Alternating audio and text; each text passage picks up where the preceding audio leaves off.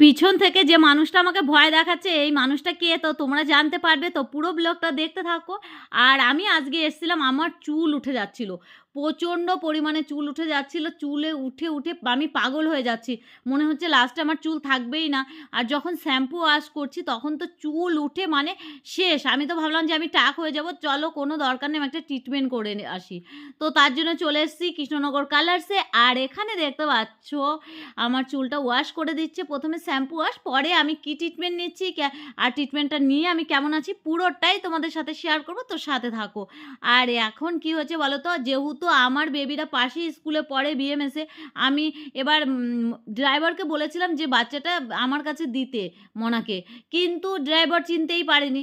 তারপর দেখো তাওয়ালে লেপটানো অবস্থায় আমি চলে এসেছি রাস্তায়, আর এখানে এসে দুটো বান্ধবীর সাথে দেখা হয়ে গেল, বললো যে কি ব্যাপার এই অবস্থায়, আমি বললাম এসছি আর পার্লারে, কিন্তু